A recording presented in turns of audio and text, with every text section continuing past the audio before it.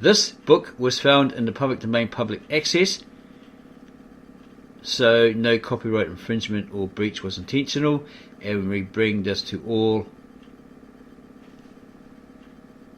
for educational purposes alone. This book is titled simply Irresistible, The Psychology of Seduction, How to Catch and Keep Your Perfect Partner by Raj Persaud. We are going to leave out all the usual hype fluff that you get in a preface, introduction, dedication, acknowledgements, etc., and try to get to the meat and potatoes of this particular book. Hopefully you'll understand by these small snippets we're going to read you, and then apply it on a daily basis. Introduction. Help. I need somebody. To laugh often and love much, to appreciate beauty, to find the best in others, to give oneself. This is to have succeeded. Ralph Waldo Emerson. Scientists have a reputation for being white-coated, bespectacled nerds or geeks who need to get out more, so why turn to science? In particular, the science of psychology, to try to improve our relationships, or even more prosaically, in order to get a date. Well, one recent contribution of science to the understanding of love is getting a handle on how attraction actually works. Is it the mysterious poetic process as traditionally viewed by the arts, or does it actually obey certain laws? If it does conform to rules, can we use them to enhance our attraction to the opposite sex and even develop better, more fulfilling relationships? Neuroscientists have begun to study those parts of our lives which have so far resisted easy explanation: love, lust and attraction, using new technologies such as brain scanners undreamed of only a few years ago. We now know what is actually going on in a brain when a person sees an attracted member of the opposite, or indeed same sex.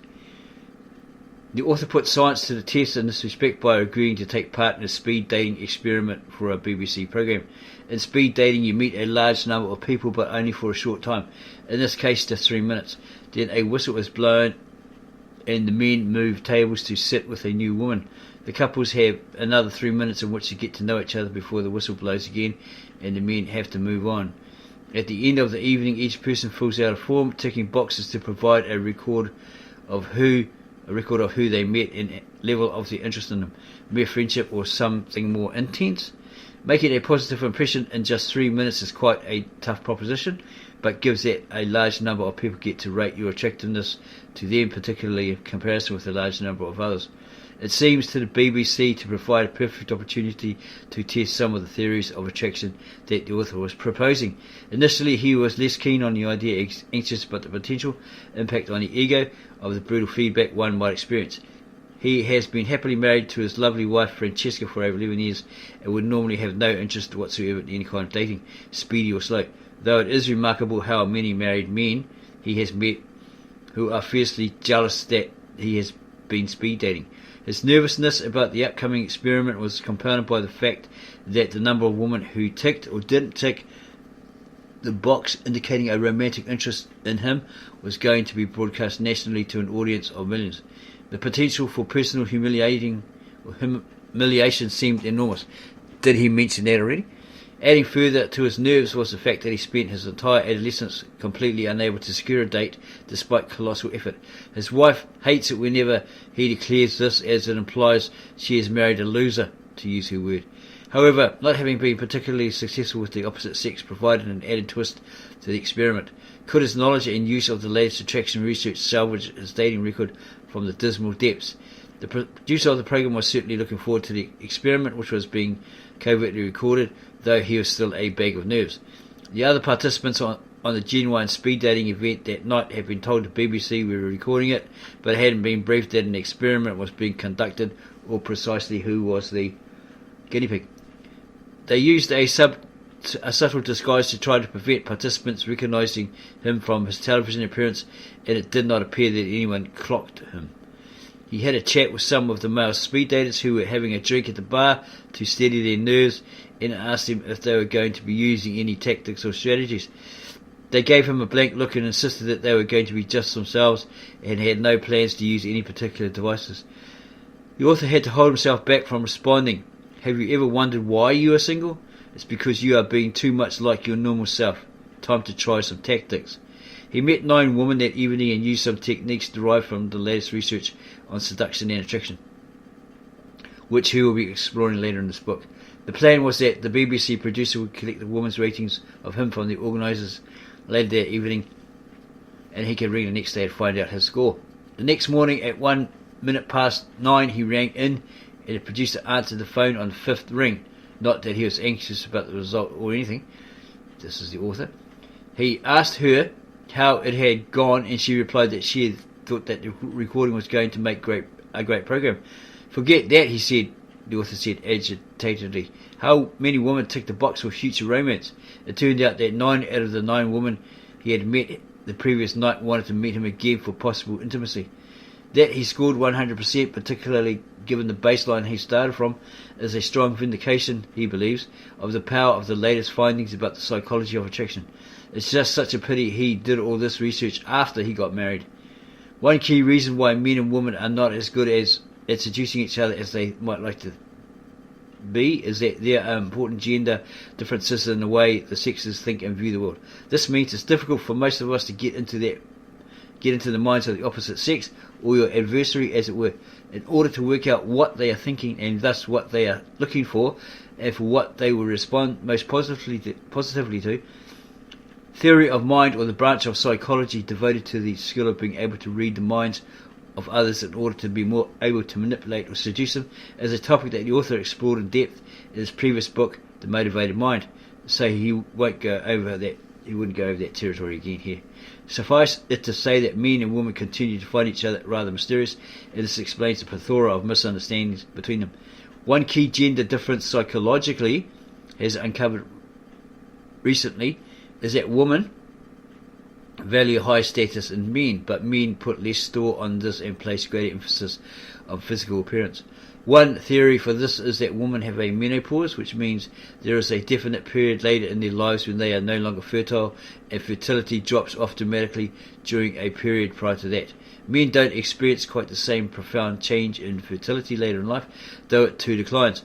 Older men can father children long after women are too old to bear them. According to evolutionary theory, it follows that in order to maximize the chances of passing on their genes, men should be particularly responsive to physical cues for youthfulness in women, and this is what modern psychology indeed finds. The author says here he will explore in greater detail which specific female features mean what to the Neolithic male brain, as there are many myths clustered around this subject. When it comes to what women prefer, it is useful to recall that hundreds of thousands of years ago, women, being the physically weaker sex and often burdened with pregnancy, needed protection from marauding males for whom a favourite Saturday afternoon activity was raping and pillaging. This meant women favoured men who could look after them, i.e. those who were physically strong enough to beat off any adversaries or of sufficiently high status. A tribe chieftain or close to that position to deter the unwanted advances of the lower orders. It is intriguing to note that the male body shape women say they prefer appears to be less focused on overall weight and instead emphasizes shape. In particular, women seem keen on the V-shaped torso that delineates a larger chest and a thin waist, which is often accompanied by large pectoral muscles. It is also fascinating to observe that pectoral muscles are mainly useful for throwing punches. Hence, whether they fully know it or not, women are unconsciously drawn to men who are useful in a brawl.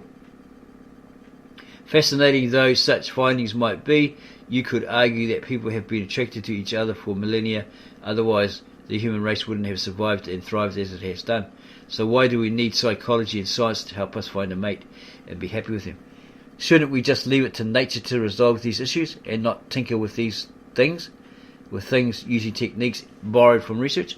The reason the author contends that we need to understand the science of attraction more than ever today is that we now live in very different circumstances.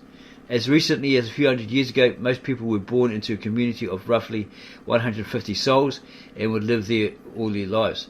The number of eligible members of the opposite sex for you to unite with would have been a mere handful. The most attractive member of a community, to be frank, didn't have to be that striking to secure your attentions. Today, we are much more geographically mobile. We encounter many more people, so our choice is theoretically much greater. Yet we have much less time in which to meet others and really get to know them before making a decision about their appeal or compatibility.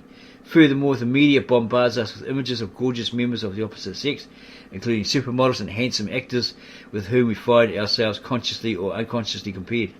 It's tougher out there in the dating marketplace, so to speak, because expectations have been raised dramatically by these eye-catching images. Some of us, as a result, seek to use the most striking tactic of all in order to enhance desirability: cosmetic surgery. Also, back in that community of a few hundred people, you would already know pretty much everything there was to know about your prospective partner because you grew up with them.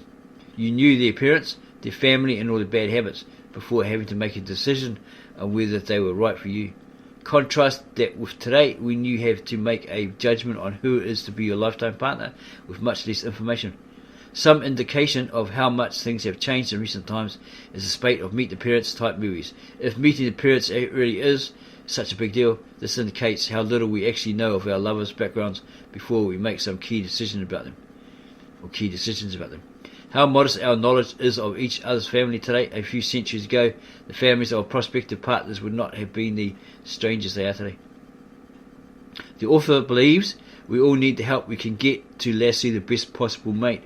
Otherwise, we are going to get trampled by the herd. Not only that, the author also believes that after you have secured your perfect partner, which the science of attraction can help you to do, you need to be aware of what the research tells us about gender differences and relationship dynamics, which will make us better informed in terms of techniques for keeping partners tied to us. Never before have distracting temptations been so great. It's never been tougher to keep a relationship going. Moreover, because longevity has continually increased over the centuries, most marriages will now last longer than relationships were ever designed to do. They began simply as a means of propagating genes.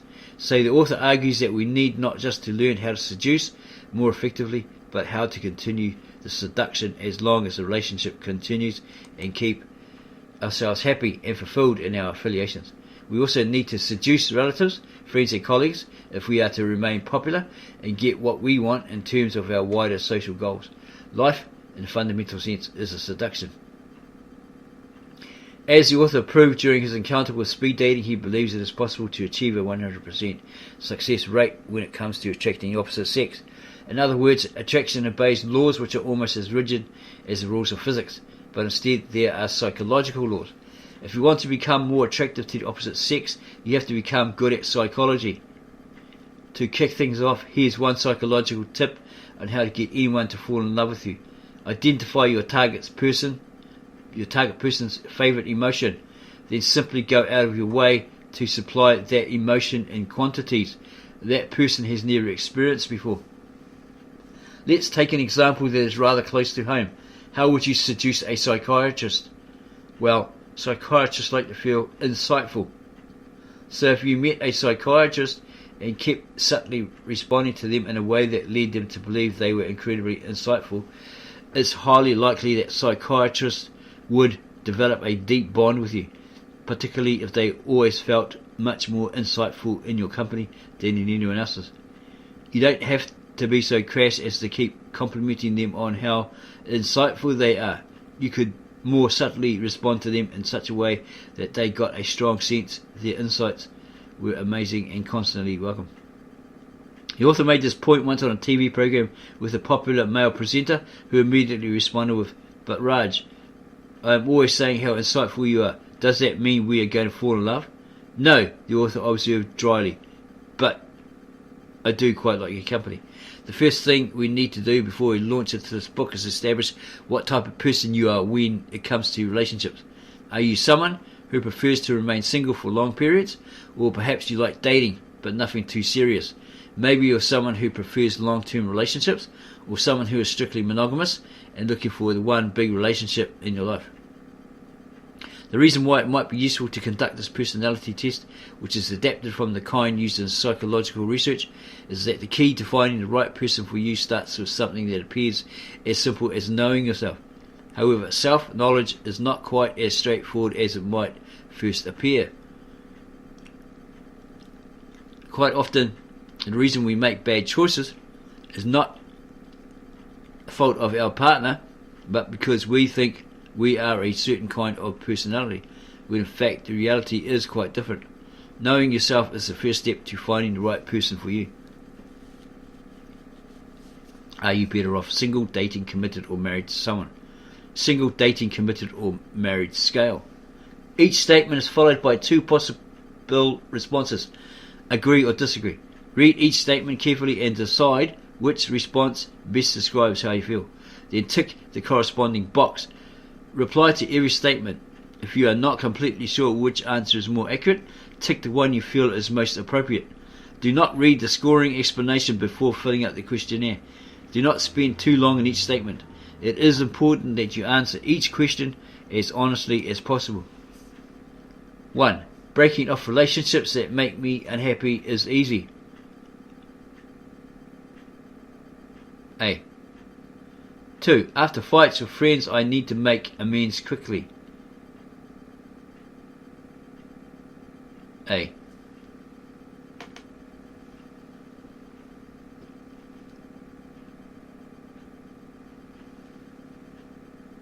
People leaving me is not a danger I worry about. Actually, no. For us, breaking off relationships that makes me unhappy is easy. A. After fights with friends, I need to make amends quickly. B.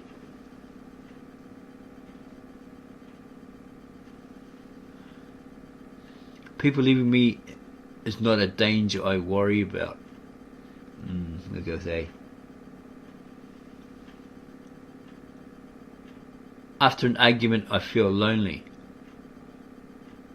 Nah, let's go A. Losing close friends is not like losing a part of yourself. Depends on what the situation is when you're losing them. How you're losing them.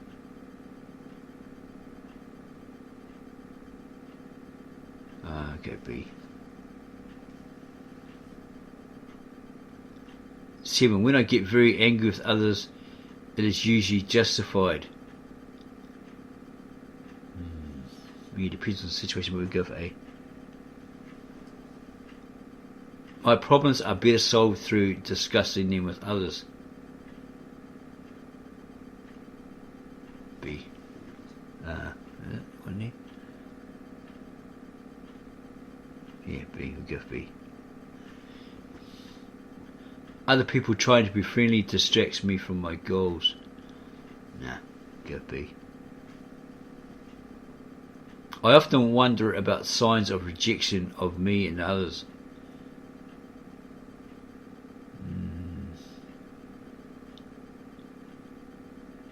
Is that attractive wise or trying to check somebody wise? Too sure on that one. We go for A. Yeah, go B. We'll go B. Okay. Score. Add up your score by totaling the number of A's and B's in each box you have ticked.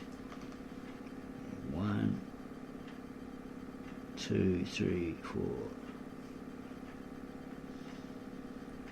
1, 2, 3, 4, 5. Okay.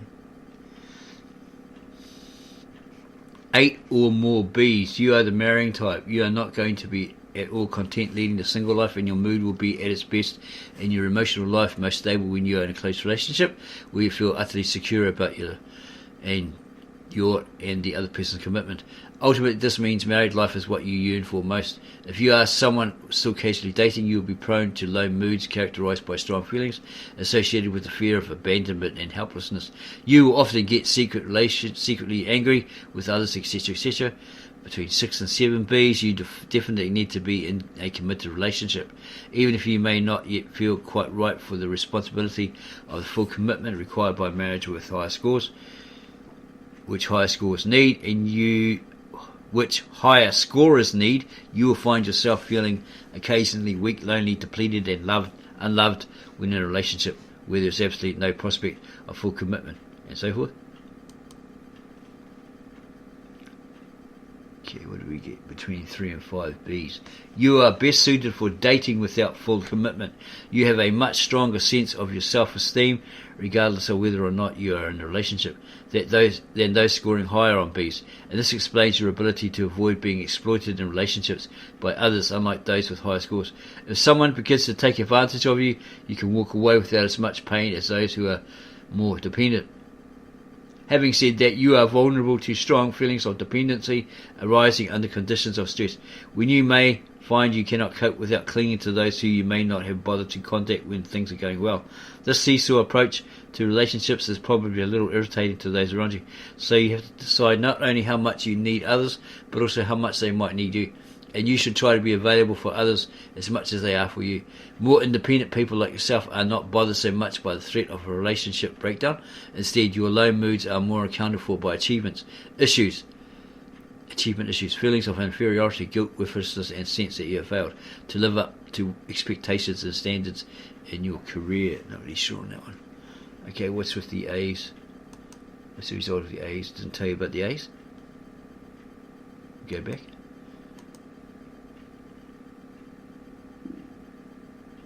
Okay, it's all about B's. Okay, what about the A's?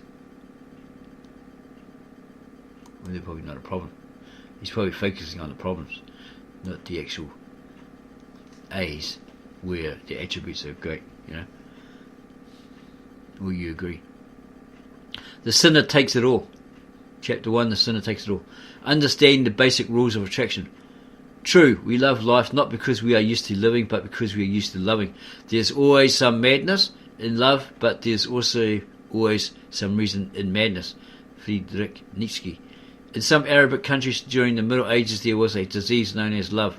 The symptoms were really rather severe. The sufferer lost appetite, couldn't sleep, lost interest in life, had difficulty concentrating and shed weight. The doctor would establish the diagnosis by listing the names of all the eligible members of the opposite sex who lived in the village while taking the patient's pulse. If the patient's pulse quickened at the sound of any one name, the illness was confirmed. The treatment was marriage. In the author's experience as a consultant psychiatrist working in the NHS at the Maudsley Hospital and as a professor of public understanding of psychiatry, lecturing at Gresham College, it had seemed obvious to him that relationships, attraction, sex and seduction in both clinical and normal population are some of the most potent issues in our lives. Much human unhappiness and ecstasy turns on these predicaments. As one patient put it to the author succinctly, he didn't need Prozac, doctor. I don't need Prozac, doctor, I need a boyfriend.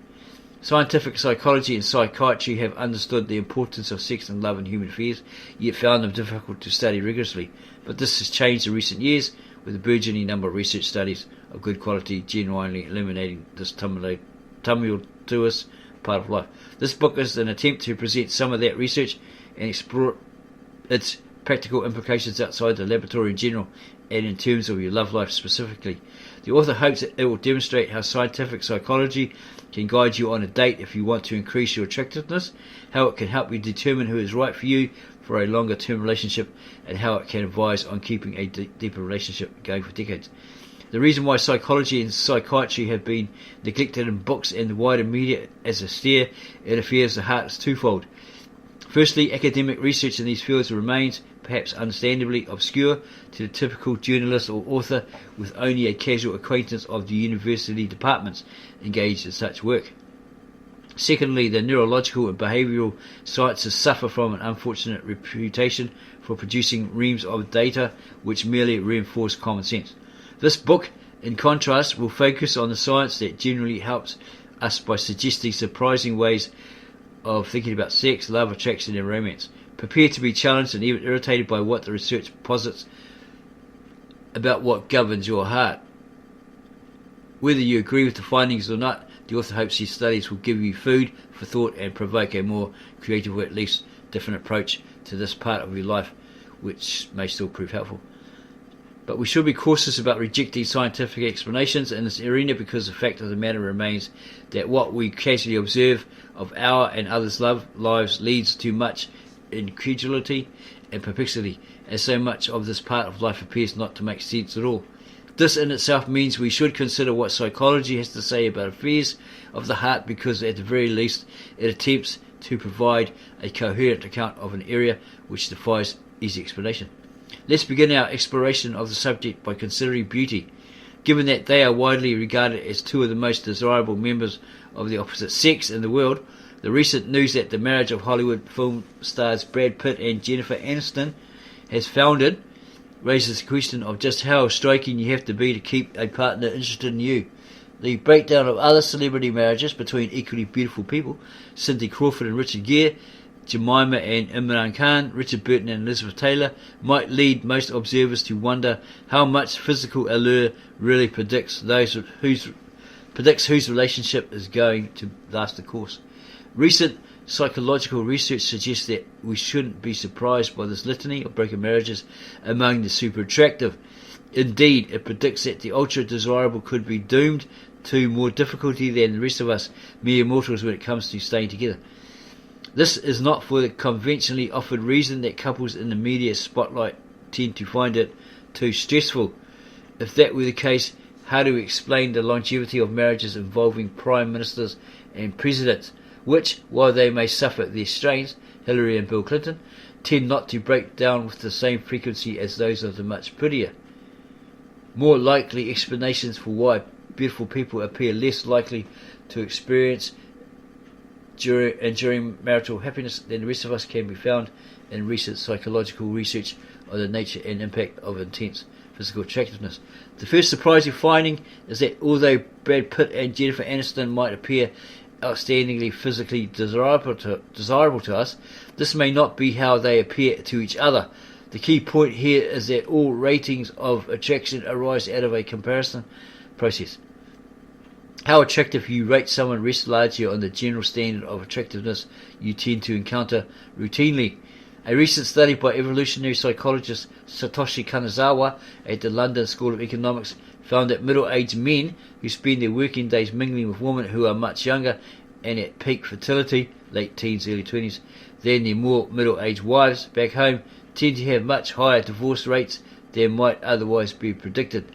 The study focused on professions like teaching. When the men returned home after a long day at work, having seen nothing but younger women, their more middle-aged wives suffered from this comparison process and ended up appearing less desirable. So if you spend all day surrounded by nothing but stunning people, as you will if you work in a film studio or on the catwalk, then even the very gorgeous may not be handsome enough to retain your interest. Your standards are likely to become stratospheric. Also, if you are beautiful yourself, you are going to get exposed to much more temptation than the rest of us, as many of those around you succumb to your charms and hit on you. So for the super beautiful to stay married successfully, they have to be more resolved to resist enticement than the rest of us. The key issue of the psychological impact on your personality of being someone with stunning looks still needs to be fully comprehended.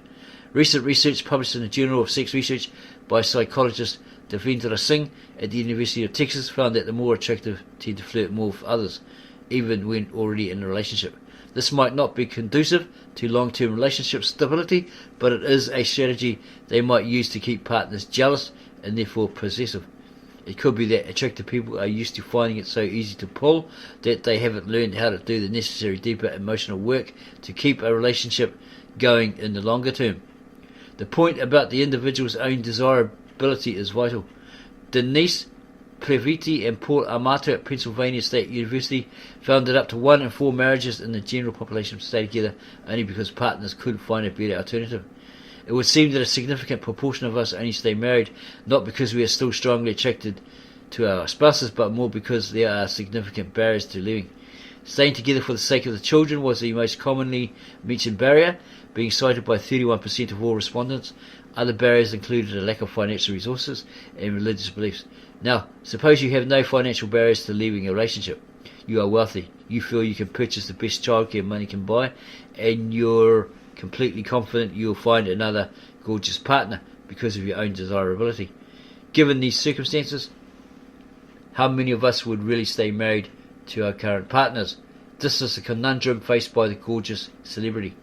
New psychological research has also established that there exists in the marriage market what could be called, for want of a better term, a kind of league table. We are all aware that some of us are more desirable than others when you add up all our characteristics. Some of us are Premier League, while others are Vauxhall Conference, or Morris Minors. The point is that Premier League people tend to cluster together and to prefer matches with each other. And the same applies all the way down the league structure. In other words, we tend to go for those who we feel are in our league, who are roughly of the same attractiveness as us. There wouldn't be much point if we were Vauxhall Conference and trying to pull a Premiership individual or a Lamborghini because of the high likelihood of personal rejection. Even if a relationship begins, we know we are likely to be sidelined the minute a better package comes along. In terms of this league table view of attraction, we can all think of celebrity couples whose careers have moved in opposite directions, i.e. one has become more desirable to the opposite sex, while the other stock has declined. Relegation is the logical endpoint. All of this research then suggests that the gorgeous celebrity is actually unlikely to find long-term happiness in a relationship unless they address these psychological issues, that within a relationship their beauty is actually a burden. It's enough to make you pity the pretty, except that psychologists have long demonstrated that we tend to perceive the physically attractive as not just easy on the eye, but more intelligent and competent as well, even to the extent of thinking that they would be more capable than the rest of us ugly folk when faced with such seemingly unrelated and specific tasks as piloting a plane. This irrational tendency to assume that beautiful people possess a host of other desirable qualities explains why a more attractive defendant is likely to be handed a more lenient sentence or even to be let off by a jury. And so forth. Okay, it's enough of the celebrities.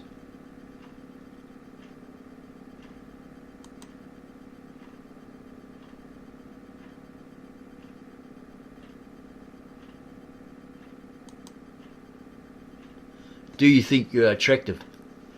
Attractiveness scale. Each statement is followed by two possible responses, agree or disagree. Read each statement carefully and decide which response best describes you, how you feel. Then tick the corresponding box. Please reply to every statement. If you are not completely sure which answer is more accurate, tick the one you feel is most appropriate. Do not read the scoring explanation before filling out the questionnaire. Do not spend too long on each statement. It is important that you answer each question as honestly as possible. 1. If someone is popular, it will not make me attracted to them.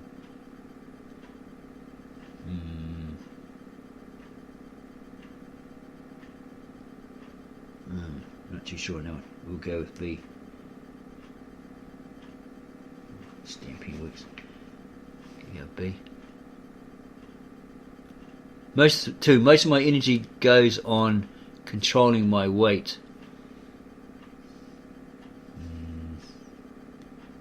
B. My parents are or were attractive people. Yeah, to each other, I suppose.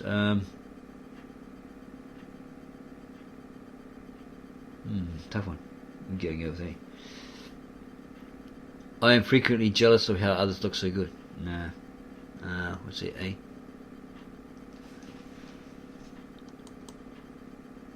Five. I buy things with little regard to the impression they create. Yeah, I'd say A. A small gain in number 6. A small gain in weight is unacceptable.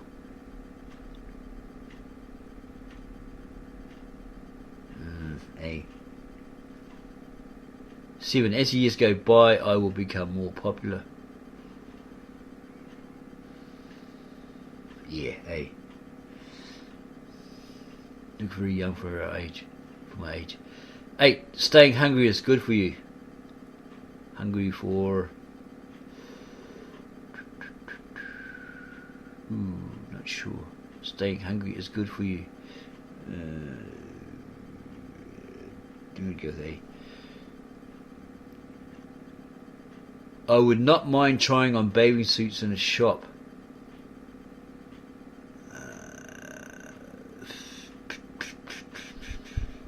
You get B. Don't see the point. You're going to buy it, take it home. If you like it, take it home. Buy it, take it home. 10. Anything that upsets my diet upsets me.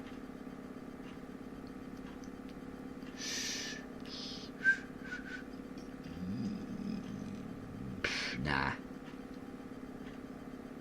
My weight will stay low in the future, for sure.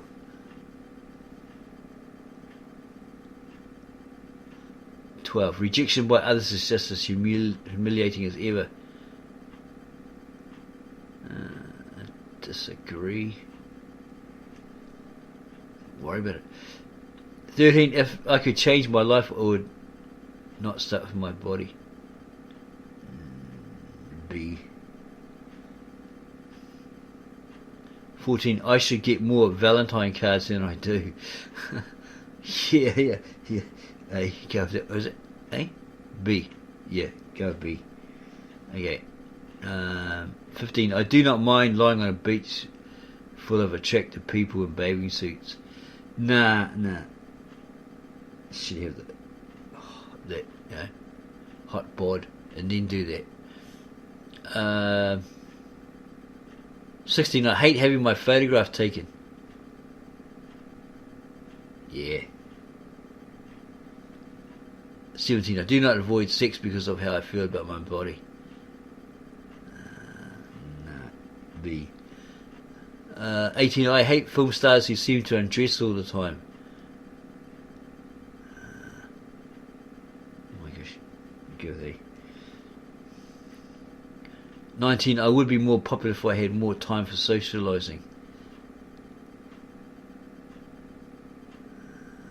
Yeah, probably. Go with A. 20. I get shy with very attractive members of the opposite sex.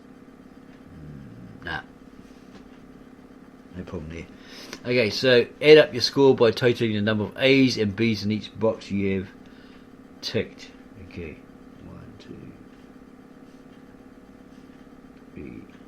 3, 4, 5, 6, 7, 8, 9. 1, 2, 3, 4, 5, 6, 7, 8, 9. What's this one? 1, 2, 3, 4, 5, 6, 7, 8, 9, 10.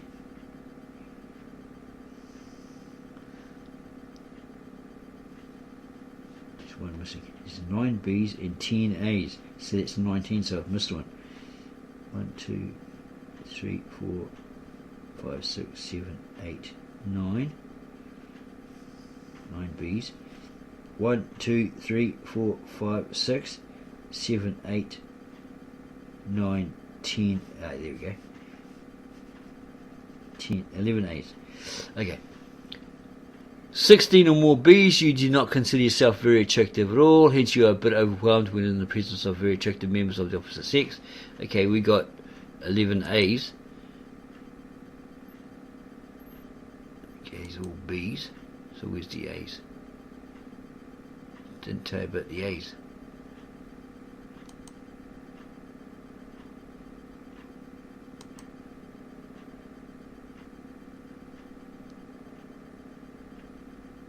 Okay, so A's must be pretty good then. You must be doing okay. As if you get a lot of B's, well, that's the problem. You have these problems that you need to think about and better.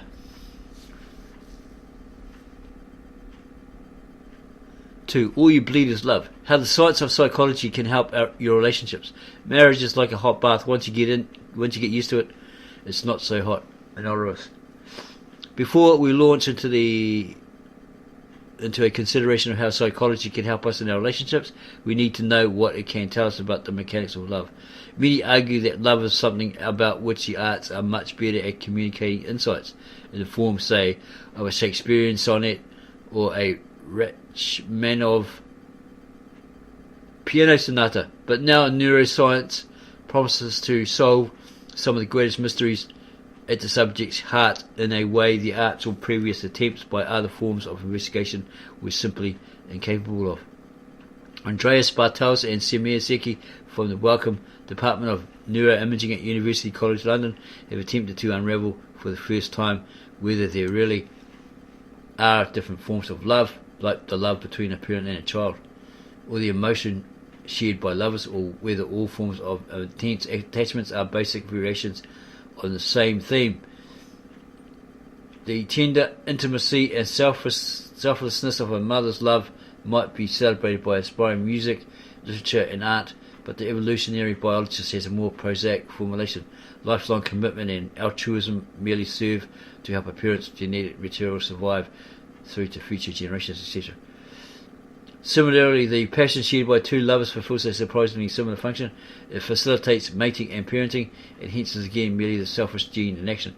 If we didn't love, then the species would simply never be perpetuated, so maybe there's love's actual function. But if all love boils down to, according to science, is a genetic prerogative being pursued through hard wiring in our brains, then the neurological basis of love, like the brain activity and hormonal responses which underpin love, should theoretically share similar biological underpinnings. We obviously need more than sexual lust to perpetuate the species, because we require love to keep parents together, to help look after kids. We also need love between generations to ensure that the young are cared for during vulnerable periods. Indeed, love is essential for our species' survival because it involves self-sacrifice. It helps us to put others before ourselves, and this is what actually keeps us going as a species. From a genetic or biological standpoint, love certainly does make the world go round.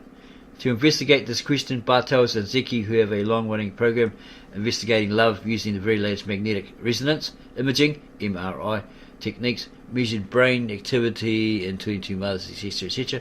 The results were recently published in the journal Neuro Report, and so forth. And there's more information of what they found and what was the result. So neuroscience is telling us that our brains literally dumb down as we rush into sex, encouraging us to produce children whom we also continue to care for no matter how little they reciprocate. It would seem that one of love's mysteries has at last been cracked by science.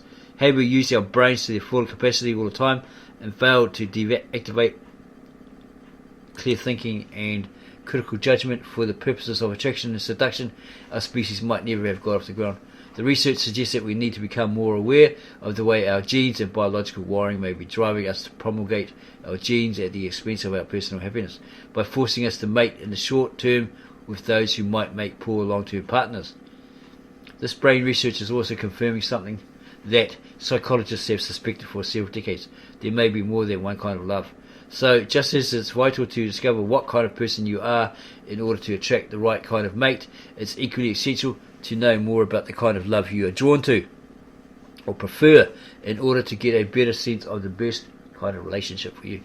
Love style personality tests have only relatively recently been pioneered in psychology, and an adaptation of these tests follow. Are you a crazy or a sensible lover? In terms of types of experience of love, there is the kind known as companionate, characterized as affectionate, friendly and reasonable, and the kind known as passionate, puppy love, a crush, characterized by obsessiveness, love sickness and infatuation, and frequently accompanied by outrageous behavior. While for many, passionate love simply characterizes the beginning of a relationship and then gradually evolves into companionate love. For many others, it appears that passionate or compassionate love are ways of loving they are stuck with. Love style scale. Each statement is followed by two possible responses. Agree or disagree. Read each statement carefully and decide which response best describes how you feel. Then tick the corresponding box. Reply to every statement. If you are not completely sure which answer is more accurate, tick the one that you feel is most appropriate. Do not read the scoring explanation before filling out the question. Do not spend too long on each statement. It is important that you answer each question as honestly as possible. And if you really like this book, you do this test, right? And you really like this particular book and this particular video presenting it. And then subscribe to our channel, give us a like, add your comments, tell us all about it, how you did these tests and how you felt. Was it great, or was it not so great, or was it total garbage? Tell us what you think. We're really interested in your opinion, your comments, your opinions.